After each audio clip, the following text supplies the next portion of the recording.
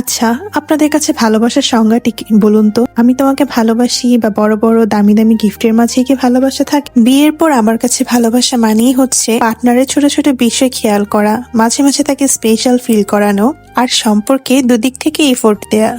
আসসালামু আলাইকুম everyone, I hope সবাই অনেক ভালো আছেন। আলহামদুলিল্লাহ আমিও ভালো আছি। তো এবারের ভ্যালেন্টাইন ডে আর ফাল্গুনের একটা ডেট নিয়ে হচ্ছে আমার আজকের ব্লগ। তো সেই দিন ডেট অ্যারেঞ্জ করার জন্য আমার কিছু হোম ডেকোর দরকার ছিল, তো ভাবলাম মিস্টার ডিআইওয়াইতে চলে যাই, যেটা যমুনাতে। তো আমি সকালবেলায় চলে আসি এখানে, আর এখানে আসলে তো সব মেয়েদেরই মাথা নষ্ট হয়ে যায়, এত কিউট কিউট সুন্দর সুন্দর জিনিস, আর প্রোডাক্টের প্রাইস গুলোও বেশ রিজনেবল অন্যান্য সবগুলোর তুলনায়। আর এই ফেক নিলস গুলোর প্রাইসও কিন্তু খুবই কম। তো যাই হোক, আমি এখানে একটা প্রোডাক্টই নিতে এসেছিলাম হোম ডেকোরের জন্য, কিন্তু আমি এখানে ঘুরে ঘুরে অনেক টাইম ওয়েস্ট করেছি, প্রায় 1-2 ঘন্টা আমি এখানে ঘুরেছি জাস্ট এই সুন্দর সুন্দর কিউট কিউট জিনিস দেখার জন্য। আমি মেইনলি একটা চকবোর্ডই নিতে এসেছিলাম, বাট সাথে কয়েকটা টুকিটাকি আরো জিনিসও কিনে ফেলি। তো যাই হোক, তারপর বাসায় চলে আসি, এসে ভাবলাম যে খুব সুন্দর করে একটা হল ভিডিও দিব। যে প্রথমেই দেখাচ্ছি, আমি হচ্ছে এই প্লেসম্যাট বা টেবিল ম্যাটটা কিনেছিলাম টেবিলের জন্য, এটা খুব রিজনেবল প্রাইসে ছিল, তো ভাবলাম দুইটা নিয়ে নিই। তারপর এই যে স্লিপ মাস্ক বা কি বলে আই স্লিপ মাস্ক নিয়েছিলাম, আসলে ঘুমানোর সময় এটা দিয়ে ঘুমালে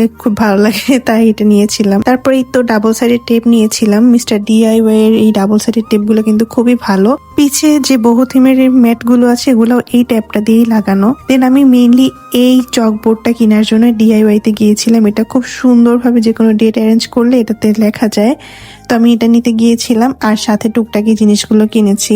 তারপর আমি ট্রি পটটা নিয়ে নিই, এটাতে আমি গাছগুলো সুন্দরভাবে রেখেছি, আর সাথে হচ্ছে আমি হোয়াইট কালারের পাথরগুলো কিনেছি, এগুলো আমার কাছে খুব ভালো লেগেছে আর রিজনেবল প্রাইসে ছিল। দেন হচ্ছে আমি মাঝে দিয়ে একটু আড়ঙেও গিয়েছিলাম, সেখান থেকে আমি চপিং বোর্ডটা নিয়ে নিই। এটা শুধু চপিং বোর্ড না, এটাতে খাবার সুন্দরভাবে সার্ভও করা যায়, তাই নিয়েছিলাম। এই হচ্ছে আমার শপিং হল, ছোটখাটো। আর চকবোর্ডটা যেহেতু এনেছি, ভাবলাম একটু সুন্দর করে গুড মর্নিং লিখি, অনেক দিন পর লিখছি, সেই স্কুল লাইফে লিখেছিলাম, আর এই যে আজকে লিখছি সেটাই ভিডিওতে বলছিলাম আর কি। তো সুন্দর করে হচ্ছে আমি এই যে গুড মর্নিং লেখাটা লিখে ফেলি। তারপর হচ্ছে আমি বাসা ক্লিন করতে এবং সাজাতে চলে যাই।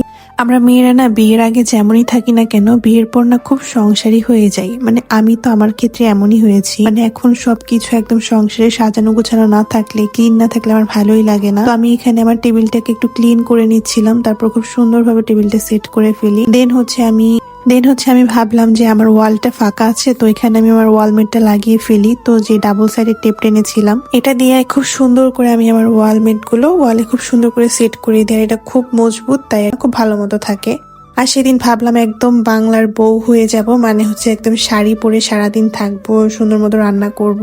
এই জন্য আমি একটা শাড়ি পরে ফিরি রেড কালারের, এটা আমার আগের শাড়ি ছিল, আর এটার সাথে ম্যাচিং করে আমি একটা খুব সুন্দর একটা কানের দুল পরি। এটা একদম সিম্পল ছিল, যেহেতু রান্না বান্না করবো তাই ছোটখাটো টপ পরেছিলাম, আর খুব লাল করে একটা লিপস্টিক দিয়েছিলাম। আমি সাধারণত লাল লিপস্টিক দিই না, তো সেদিন শাড়ির সাথে ম্যাচ করে দিয়েছিলাম। আর আমরা মেয়েরা তো একটা লিপস্টিকে হয় না, আমাদের লিপ লাইনার লিপস্টিক কম্বো করে দিতে হয়, তো আমি সাথে একটু নোটও দিয়েছিলাম, নোট কালার লিপস্টিক। আর এই তো আমি একদম রেডি হয়ে যাই, আর এখানে আমি একদম শাড়িটারি বেঁধে রেডি হয়ে যাই, চুল বেঁধে রান্না করার জন্য। কথায় আছে না, যে রাধে সে চুলও বাঁধে। তো যাই হোক, আমি ভাবলাম আজকে বিরিয়ানি বানাবো গরুর মাংস। আমি হচ্ছে গরুর মাংসটাকে আগে ম্যারিনেট করে রেখে রেডি হতে গিয়েছিলাম। এখন আমি এখানে পেঁয়াজ কাটছি। এই পেঁয়াজ কাটা না আমার এত বিরক্ত লাগে, দুনিয়ার সব থেকে কষ্টের কাজ। মানে এটা কাটতে গেলে দেখেন চোখে একদম পানি চলে আসে, এজন্য আমার পেঁয়াজ কাটতে বিরক্ত লাগে। তো যাই হোক, বিরক্ত লাগলে তো আর হবে না, রান্না তো করতেই হবে। তারপর খুব সুন্দরভাবে এখানে আমি রান্না করে নেই। আর এই তো আমার বিরিয়ানি একদম রেডি, একদম চোখের পলকে, তাই না? এমন হলে খুব ভালোই হতো। তো যাই হোক, পরে আমি চলে আসি রান্না শেষে টেবিলটাকে সেট করতে, যেহেতু একটা ক্যান্ডেল নাইট ডিনার করব। তো ভাবলাম যেহেতু ভালোবাসা দিবসের জন্য এটা করছি, তো একটু রেড কালার থিম রাখি, যেহেতু আমি রেড কালারের শাড়ি পরেছিলাম। তারপরেই তো আমার হাজবেন্ড চলে আসে, আমি ওকে শাড়ি পরে একদম সারপ্রাইজ দিয়ে দিই। ও জানতো যে ডিনার ডেট হবে, কিন্তু আমি যে শাড়ি পরবো এটা ও জানতো না।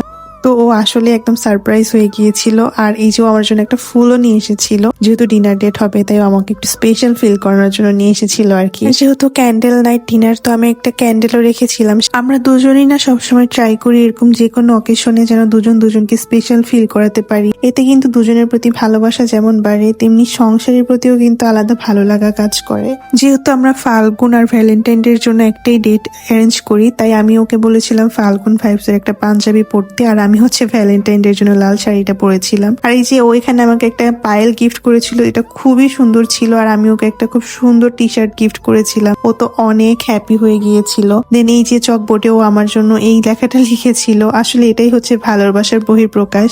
তো যাই হোক, রোজা চলে আসে, এর মাঝে ভিডিওটা এডিট করার টাইম পাইনি, তো আজকে এডিট করেই আপলোড করলাম। আশা করি আপনাদের ভালো লেগেছে। ভালো লাগলে অবশ্যই একটা লাইক দিবেন, আর অবশ্যই আমার ফেসবুক পেজে একটা ফলো দিবেন। আল্লাহ হাফেজ।